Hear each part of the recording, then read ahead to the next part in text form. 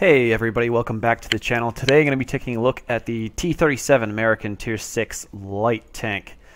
This tank looks remarkably like the Chaffee because it kind of sort of is. It's got more hit points though. Old Chaffee only had 580 hit points, and now that tank is significantly different and I don't really particularly love it. So I'm looking at the T37 and got almost 700 hit points, which is pretty solid.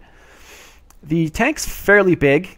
It's a little bit chunky. It's looking like it's been eating some Oreo cookies. You can see that because it's the T37 is a fair bit smaller, and the Walker Bulldog, its bigger brother, is even smaller than it, but not by a whole lot. It's a little bit more streamlined looking.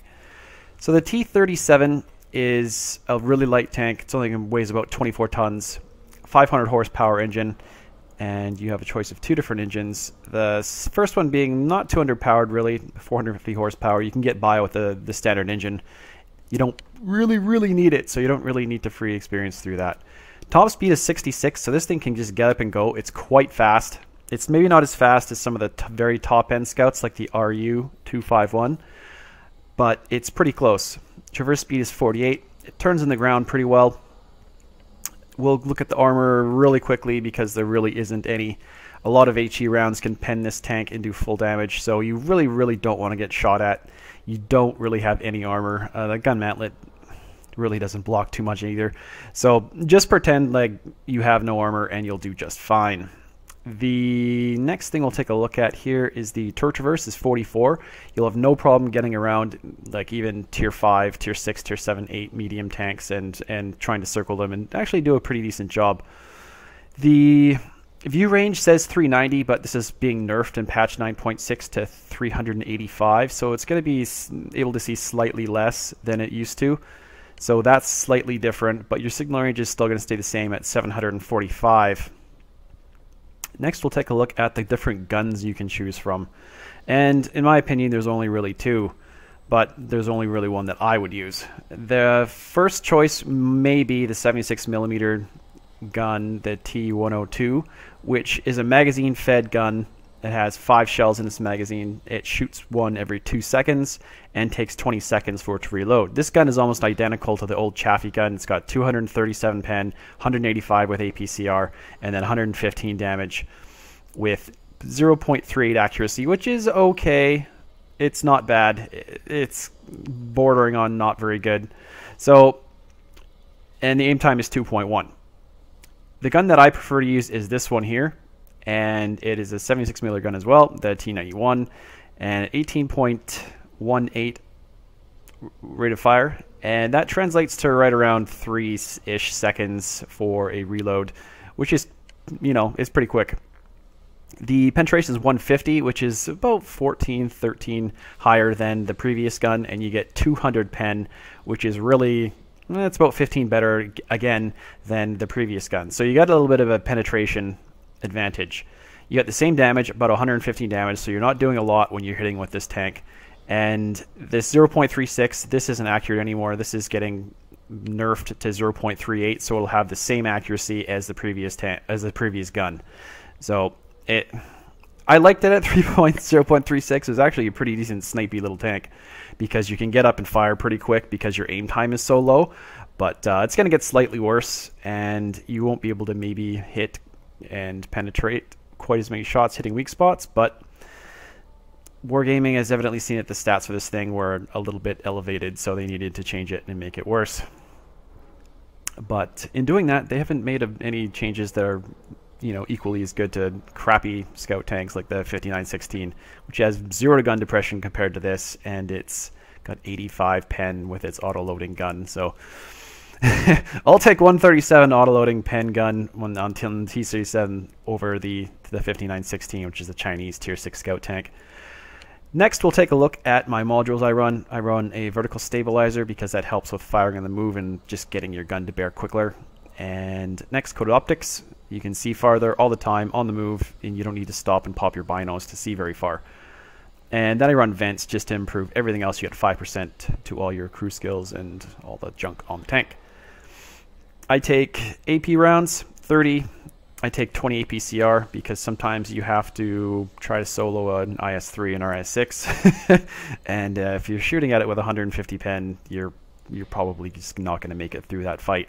So in those odd, rare occurrences where you do have to fight tier 8, sometimes, I don't even know if you have to fight tier 9 heavy tanks anymore, but I'm pretty sure the matchmaking spread is between 5 to 8 now. I don't really remember if I've had to fight 9s where we are occasionally with this thing. I don't think so, but I could be wrong. I will double check that. The small repair kit, I just run regular, this kind of kit down here, nothing special. And for as far as my crew members go, I take 6 cents. It's the staple. Every tank needs it, especially on a scout tank. If you don't have 6 cents on a scout tank, then you're you gotta be really careful. Even when you pop into bushes, you want to pop in and pop out. So camouflage, camouflage, camouflage, camouflage, harder to see in the move. And then I've taken snapshot, so I get better accuracy during the turret rotating, which is useful for encircling tanks. And I've taken off-road driving because I want to try and keep my momentum going. And alternatively for the driver, I'd also take smooth ride as my next skill because shooting on the move is also very important for the T37. And looking at the upgrade path for where this thing comes from, you can see from the Americano tree here, you have to travel through the M2, the M3, the M5, the Chaffee. Back in the day, the M5 was a different tank. I think it's been slightly improved since the last time I've driven it, but last time I drove it, it had an open top with a derp gun, and it was atrocious. I hated it. And then moving on to the Chaffee was really great, but it took 50,000 experience to get this tier 5. And I've actually got camouflage that I bought for the Chaffee that I didn't get compensated for when they completely changed the tank. So I'm a little bit cheesed about that. I think that should have been transferred to the T37 or given you the option to do so, because it was a bit of a kick in the balls when they decided to do that, because now I don't have camo on the T37, which is essentially the Chaffee but at tier 6. So next down the line is the Bulldog. What happens to look like this. I don't have anything upgraded on it. I have a crew for it. This is the crew from something. Not too sure. And it's a pretty good looking tank. And the next tank down the line from this is the T49. So we'll jump into some games and you can kind of see this thing performs as far as 9.5 in previous goes. Okay, we're going to roll out on Erlenberg for the very first game. I'm in the T37 and I'm going to do an initial scout pass to try and see what I can spot through the middle area, because there's always a big bunch of tanks that try and drive through this area, so I'm going to try and spot them. And I double checked the matchmaking spread. This thing will see tier 9s, so if you have to shoot an E75 or a VKB from the side, it's kind of good to have that extra pen. So I'm driving up and it looks like I've spotted an IS-3, and as you can see, the camo values for the tank are quite good. I'm not getting spotted. And artillery probably doesn't have time to aim in, so I'm going to take a pot shot at that IS-3. That gets me lit, and I'm going to get the heck out of here.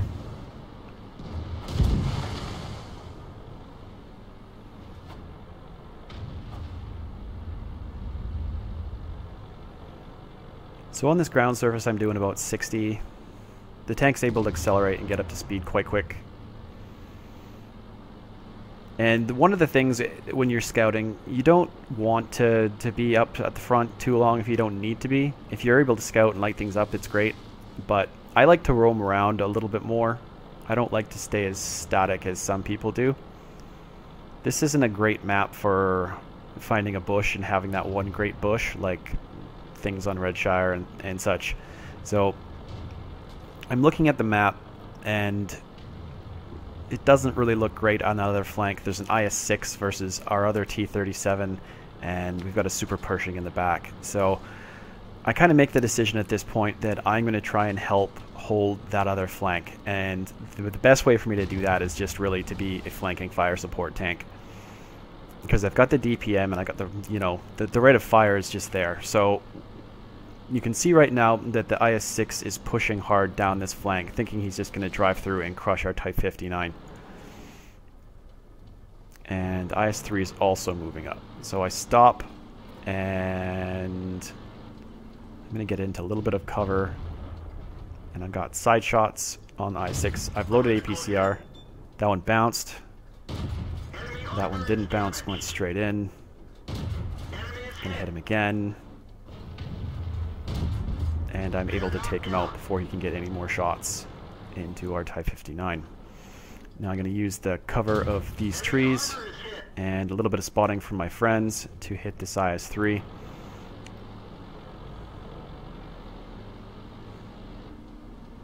IS-3's trying to come around. And he's backing up. So I'm going to be able to put some shots into him.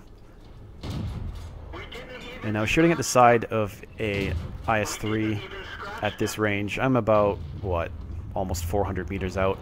Not really able to hit exactly where I wanted to hit. I wanted to be able to hit him more in the drive wheel to try and track him, but it didn't necessarily work every single time.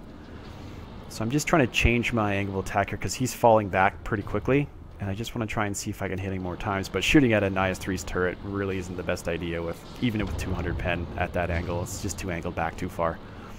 So we were able to repel the IS-6 and the IS-3 push, and our super Pershing decided he was just going to head in there and try and take out this IS-3.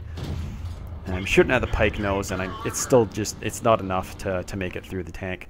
So the Centurion pops over, and that shot ammo racked the Centurion, actually. I only hit the Centurion twice, but I managed to ammo rack him. And now I've switched back to AP rounds because I don't need anything crazy against the Centurion or a T37. So I pop one into his turret and take him down. You can see the rate of fire for the tank is fantastic.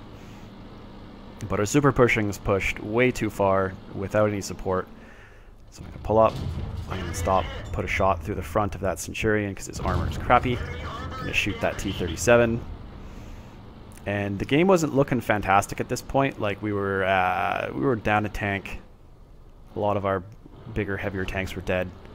And this is where I pretty much had to solo a couple of the T37s in a row. So I'm going to get some momentum because I got to be harder to hit. And I'm going to auto aim at this guy right about now. So I'm going to shoot him in the back. I'm going to shoot him again. And if I can hit him one more time, he stops, and I manage to take him out. And then his other friend comes in, and this is where things got a little bit dicey because he was on full hit points. So I needed to use this building and try and outplay him. Got a critical hit. That was unfortunate. I kind of thought that would go in. And now I'm just kind of looking. And I've got a little bit of help from this ELC, which was fantastic, which got a turret break for me. You can see the latency. I ended up shooting that building, even though my reticle was on the tank. That's something you really got to pay attention to, because the tank moves faster than the game can keep up to, because wargaming servers are notoriously laggy. So you've got to take that into account. Kind of, you have to wait and stop for a little bit so the server can actually catch up to what you're doing. Now I'm going to move up with this ELC and see if we can mop up some of their artillery pieces, since we managed to claw the game back. And I did thank the ELC because he was a great diversion for me. He didn't do much in the game, but he managed to really help me out there, which was great. And we've got the Type 59 who's also pushing in, but I can see on the other flank they've got an AT-15 and an IS-3. So as you can see, the Type 59 goes in, fires on the move. I'm going to stop. I'm going to put a shot into that artillery piece, and now I've got to get going because artillery might be pre-aiming this area. And right now I'm thinking I've got to get back, and I've got to try and help this J-Panther by giving him some fire support, flank support.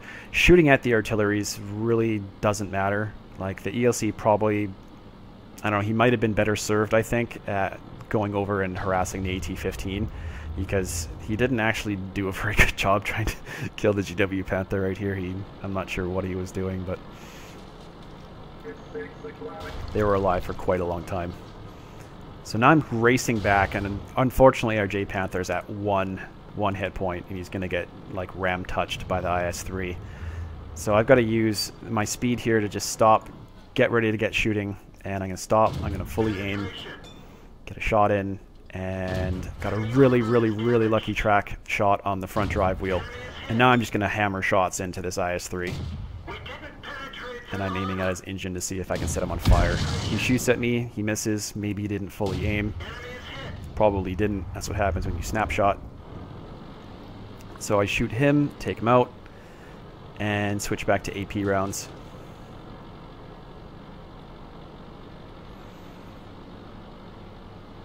And I'm kind of banking that the artillery is sitting at B1 because you always got to be ready to drown when you're in an artillery piece. So pretty damn sure he's over there. I'm going to have the ELC come in with me as well. And our other artillery piece is looking like he's going to go try and farm some loser points. So here we go. You never know when you go in here whether you're just going to get snapshot artillery killed. I could have been killed right here. That's why I didn't stop. And I just decided to circle around, and that left the ELC a freebie shot to go in there and kill him. So I was pretty happy with that game. I think I played it strategically fairly well and was able to solo and kill the tanks and apply a lot of damage to their heavy tanks as well. So looking at the stats for this game, this was a mastery badge, 2,300 damage, 1,500 spotting, and a fighter medal because I killed 4 tanks. So yeah, so just in general, the T37 really gets around, and we'll get into another game. You can see a little bit more gameplay on this guy.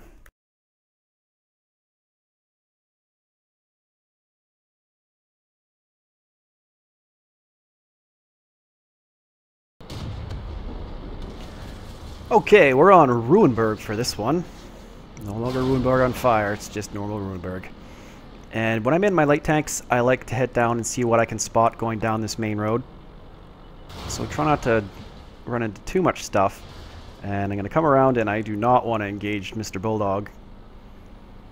But our T71, he goes gangbusters. He goes like hardcore straight in there. And I was kind of surprised that he didn't get mowed down there. But it was good that he stayed alive. It was good. And I got a shot at the Jumbo, and then I'm going to fall back. And I take a shot in the side from a T37 who has managed to get his way in there. And I managed to like eat 2 shots from that T37 without taking any damage. So that was actually really lucky. Target unlocked. Right. So I used a little bit of auto aim just to keep my turret kind of pointed at some bad dudes. Now I'm going to circle around, and I'm going to go back in and see what else I can shoot at. Maybe I can get some shots in at that T37.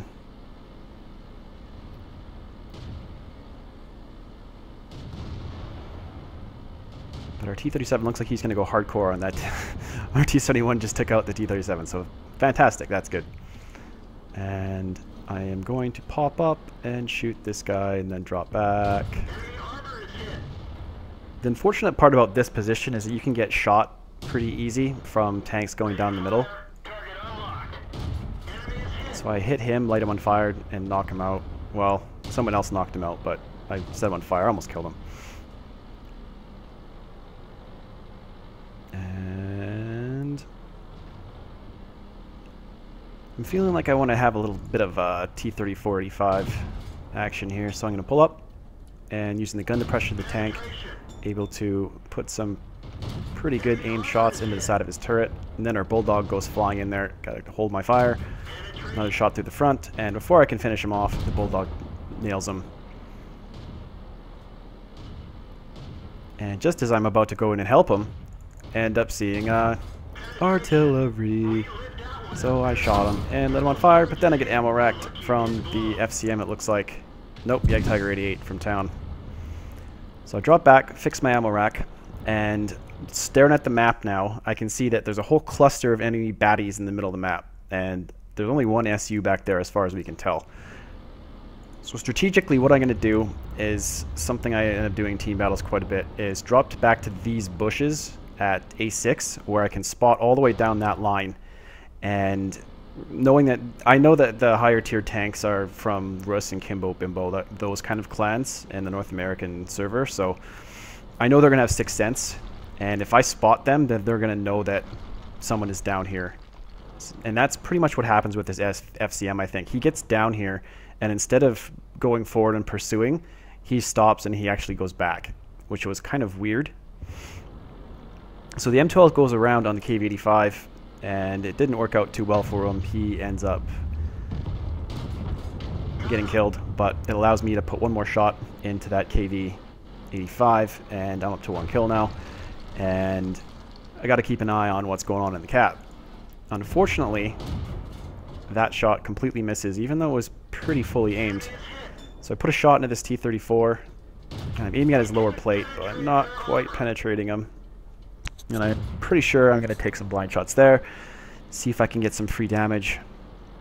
And I pull back, and again, I'm not penning, so I switch over to APCR, put a shot into the side, and I'm going to back up.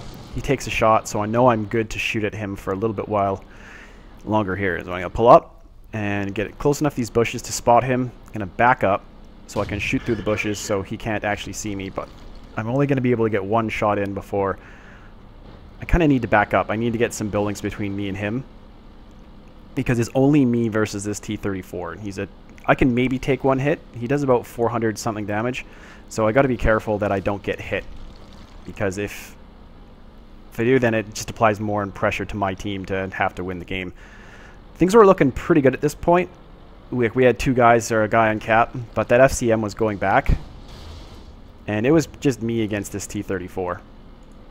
So I'm going to pull up and get down into this area, down to the bottom, and I'm just trying to buy my time against this T-34. So I put a shot into him, and it looks like he's going long that way, so I decide to get around back again. This T-34 didn't seem like he was a very good player. It seemed like he was pretty new to the game, and he didn't understand how to maneuver his tank very well. So I felt kind of bad shooting at him. But winning's winning, and I want to shoot him, and I want to win. So I'm shooting him in the tracks, and I really wanted to track him there, and that would have been the end of him for sure. But the track shots didn't work. And I'm going to wait for him again, put another shot into him. And the turret on the T-34 is just so bloody slow that he just has a lot of trouble keeping up with me. And I've got a Panther 88 that's given me a hand as well, so that was really nice.